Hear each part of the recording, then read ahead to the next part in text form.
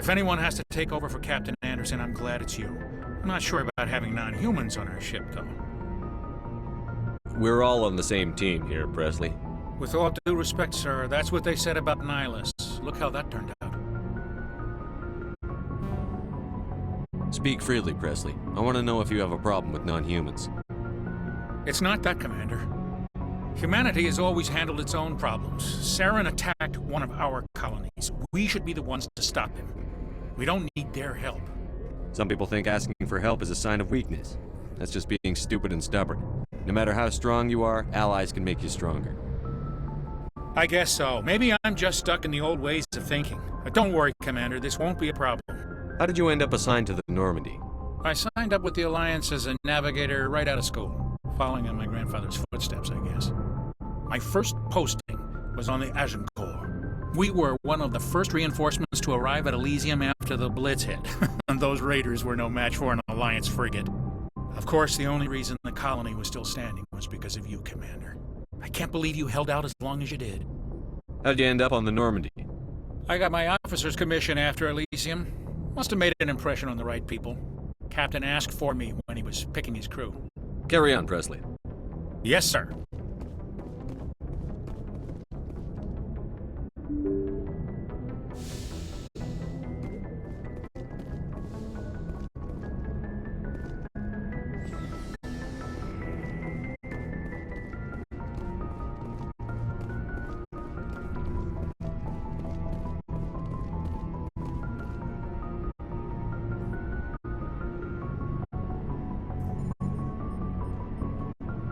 Anything you need, Commander? Just trying to get a sense of where the crew's at. Thoughts? I've wasted enough of your time for now, Commander. We'll have time for personal debriefings later. We'll talk another time, Lieutenant. Commander?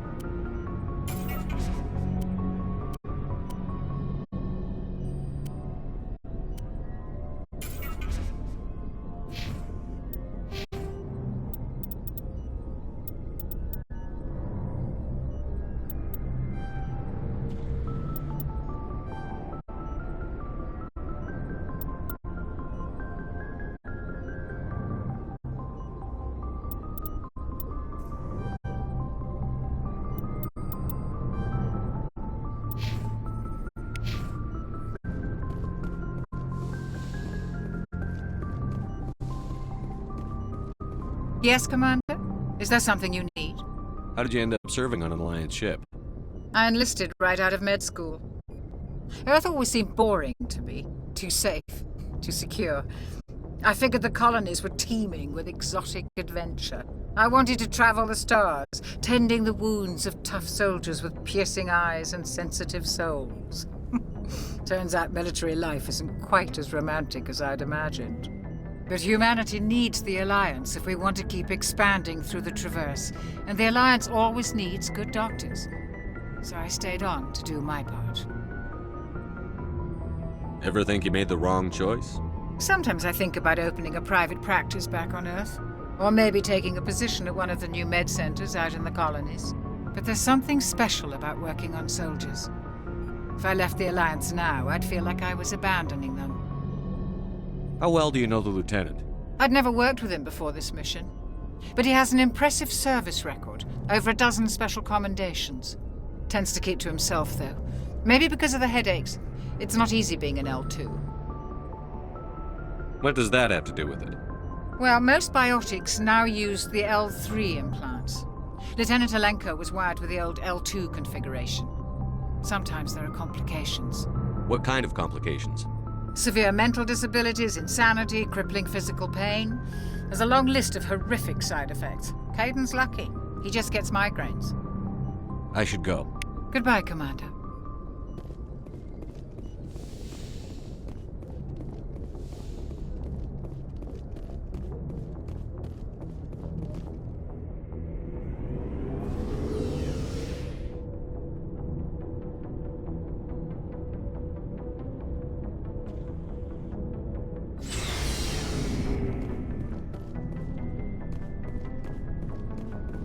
Thanks for bringing me on board, Commander. I knew working with the Spectre would be better than life at CSEC. Have you worked with a Spectre before? Well, no, but I know what they're like. Spectres make their own rules. You're free to handle things your way. At CSEC, you're buried by rules. The damn bureaucrats are always on your back. For the most part, the rules are there for a reason. Maybe. But sometimes it feels like the rules are only there to stop me from doing my work. If I'm trying to take down a suspect, it shouldn't matter how I do it, as long as I do it. But CSEC wants it done their way. Protocol and procedure come first. That's why I left. So you just quit because you didn't like the way they do things? There's more to it than that. It didn't start out bad, but as I rose in ranks, I got saddled with more and more red tape. CSEC's handling of Saren was typical. I just couldn't take it anymore.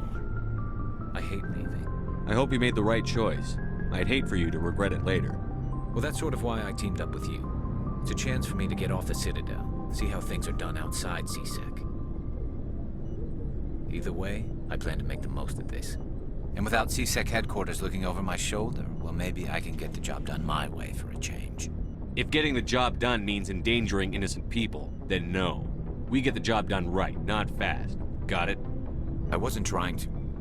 I understand, Commander.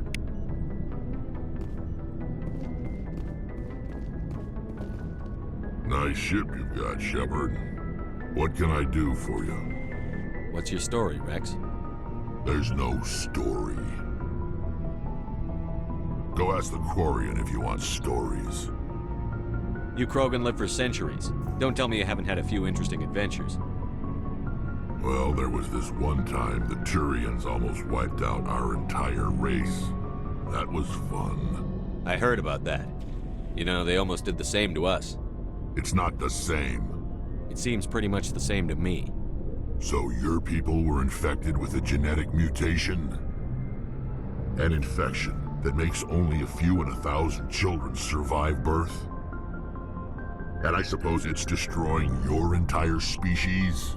I suppose it isn't all the same. I don't expect you to understand, but don't compare humanity's fate with the Krogan. I was just making conversation. I wasn't trying to upset you. Your ignorance doesn't upset me, Shepard. As for the Krogan, I gave up on them long ago. The genophage infected us, but it's not what's killing us. What can you tell me about the genophage? Ask the Solarians if you want details. They made it. All I know, it makes breeding nearly impossible. Thousands die in stillbirth, and most never get that far. Every Krogan is infected, every one, and no one's rushing to find a cure. Why don't the Krogan try to find a cure? When was the last time you saw a Krogan scientist? Ask a Krogan. Would he rather find a cure for the genophage or fight for credits? He'll choose fighting every time. It's just who we are, Shepard. I can't change that. Nobody can. What can you tell me about the genophage? Ask the Solarians if you... All I know, every Krogan is infected. Every one. And no one's rushing to find a cure. Are your people really dying? We're sure not getting any stronger. We're too spread out. None of us are interested in staying in our own system. Lots of species have left their homes and prospered. But they go to colonize new worlds. We're not settlers. We're warriors. We want to fight. So we leave. Hire ourselves out. And most of us never go back. So long, Rex. Shepard.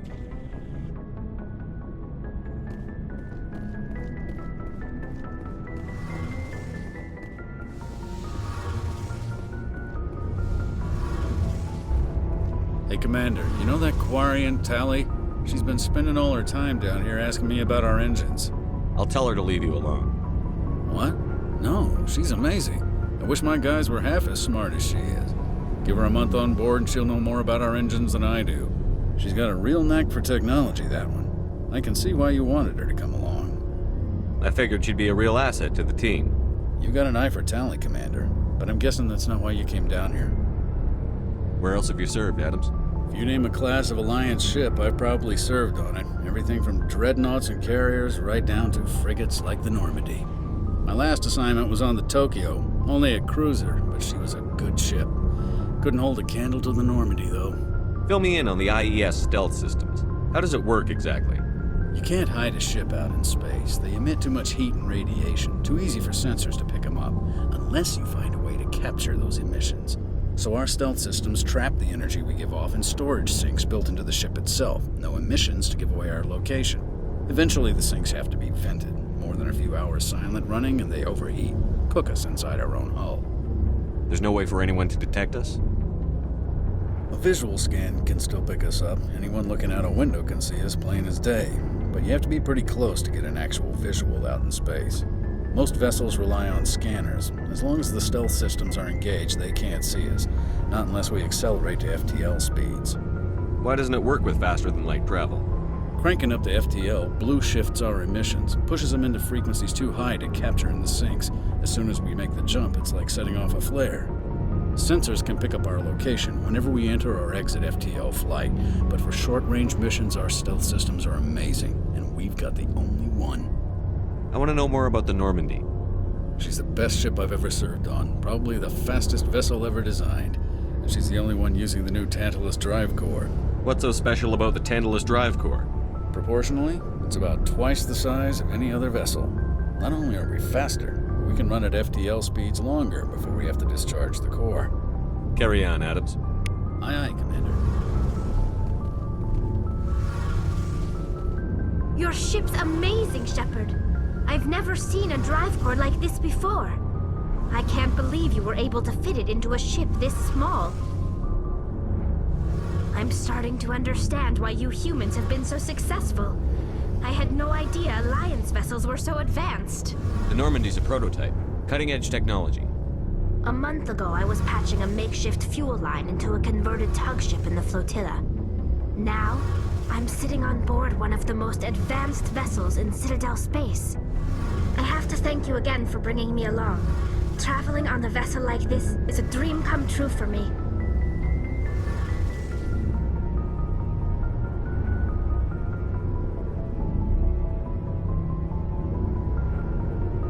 I had no idea you found ship technology so interesting. It comes with being a Quarian. The migrant fleet is the key to the survival of my people. Ships are our most valuable resource. But we don't have anything like this. We make do with cast-offs and second-hand equipment. We just try to keep them running for as long as we can. Some of the fleet's larger vessels date all the way back to our original flight from the Geth. I can't believe your fleet's still using ships that are 3 centuries old. They're constantly being repaired, modified, and refitted. They aren't pretty, but they work. Mostly. We've tried to make ourselves as independent as possible on the flotilla, grow our own food, mine, and process our own fuel. But some things we just can't make on our own. A patch to maintain the hull integrity requires raw materials we just don't have. That's why our pilgrimages are so important. I want to know more about the pilgrimage. When my people reach maturity, we leave our birth ships and seek acceptance with a new crew. It's necessary to maintain genetic diversity among the fleet. But no ship wants to accept someone who will be a burden on them. So, to prove our worth, we embark on a pilgrimage. We set out alone, leaving the flotilla and our families behind us. We only return once we have found something of value we can bring back to the fleet. This is presented as a gift to the captain of the respective ship we wish to join. If the gift is accepted, we are welcomed into the crew. Can a captain choose to reject the gift? That doesn't happen often. Most captains are eager to increase the size of their crew. It increases their own standing in our society. Even when a gift is not particularly valuable, the captain usually accepts it out of a sense of tradition. However, there is a stigma to presenting a substandard gift. It's not the best way to make a good impression on a new community. Most pilgrims don't return until they find something worthwhile. I want to talk about something else. Like what? Tell me about your people. Our lives aren't easy. Resources are scarce, and we are constantly on the move. Everything we do must in some way contribute to the continuation of the migrant fleet. There are 17 million Quarians in the flotilla, and each of us relies on the others for survival. The bonds among my people are strong. Unfortunately, we have had to surrender many of the freedoms and civil liberties other species take for granted. What kind of freedoms? Well, it's illegal for parents to have more than one child. If our population grows too much, it would strain our resources to their breaking point. Of course, we also can't allow our numbers to become too few. If our population is in decline, the rule against single births is temporarily repealed. In extreme cases of population decline, incentives are even offered to encourage multiple births, though the Conclave hasn't had to take such measures in nearly a century. That's your government. The Conclave is our civilian branch of government. Each ship can elect a representative to serve on the Conclave and make decisions that affect the fleet as a whole. On matters that affect an individual ship, however, the captain has the final say. It's a tradition that dates back to the early days, when the fleet was governed by martial law. Fortunately, most captains nowadays are smart enough to have an elected council from their crew to give them advice and guidance. So the ultimate power rests with elected officials. In practice, the Conclave and the respective council for each ship tend to set the rules that govern our daily lives. But in theory, we are still under military jurisdiction. The 5 top-ranking military officials in the fleet serve on the Admiralty Board. These 5 have the power to overrule any decision by the Conclave in case of emergency. To do so requires unanimous agreement among the Admiralty, and they can only do this once. After that, the entire board must resign their posts. It's a safeguard that served us well. In nearly 3 centuries, the Admiralty Board has only overruled the Conclave 4 times. I want to know more about the Geth. I doubt I can tell you anything you don't already know. It's been almost 3 centuries since they drove my people into exile. All I know is the story of their origins, what they were when we created them, and how they turned on us. Interesting. The Geth were originally created to serve as an automated manual labor force. Initially, their intelligence was as limited as any VI. Over time, we made small modifications to their programming to allow them to perform more varied and complex tasks, bringing them closer and closer to true AI status. How come the Council didn't step in and stop you? This wasn't true AI research. We may have been skirting the bounds of the law, but we never did anything that was actually illegal. The changes were so insignificant, so gradual, that we were able to control them. Or so we thought. But one thing we underestimated was the power of the neural network. A million Geth thinking simultaneously created an inherently unstable matrix. So, the Geth share brain power? Many of the Geth's logic systems were designed to work in concert with other nearby Geth. Basically, the more of them you have in a group, the smarter they are. So there's some sort of group consciousness?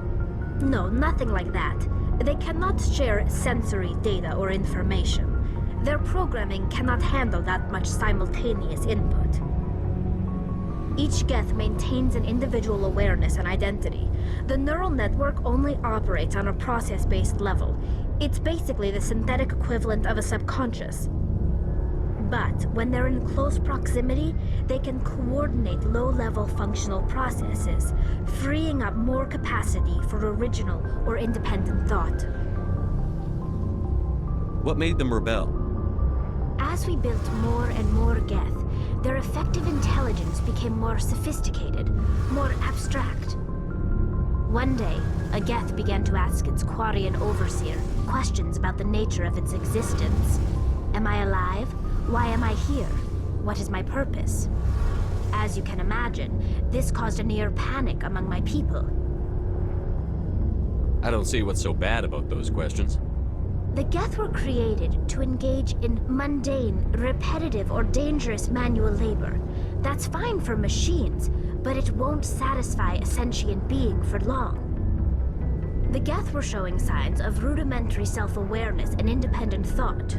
If the Geth were intelligent, then we were essentially using them as slaves. It was inevitable the newly sentient Geth would rebel against their situation. We knew they would rise up against us, so we acted first. A general order went out across all Quarian-controlled systems to permanently deactivate all Geth. The Geth responded to this order violently. You can't blame them for fighting for their survival. We had no other choice. The Geth were already on the verge of revolution. By acting quickly, we had a chance to end the war before it began. The hope was that most of the Geth would still be little more than machines, incapable of organized resistance. But they had progressed much further than anyone anticipated. The war was long and bloody. Millions upon millions of Quarians died at their hands. In the end, we were forced to flee our own homeworld. We feared the Geth would pursue us, but they never came beyond the Veil. Now we drift through space, exile searching for a way to reclaim what was once ours. It's hard to feel sorry for you. Your ancestors tried to wipe out another species. We made a mistake when we created the Geth in the first place, but we did not make a mistake when we went to war against them. If we had not acted, they would have wiped us out. They're a synthetic life form. They have no use for organics. None. Why do you think they cut themselves off from the rest of the galaxy? Why do you think they've killed every organic being who's ever tried to contact them? They didn't kill Saren. What does that tell you? The Geth are not innocent victims in all this. They're the enemy. They want to destroy us. Not just the Quarians. All organic life. That's why they've joined up with Saren. And that's why we have to stop him. I should go. See you later.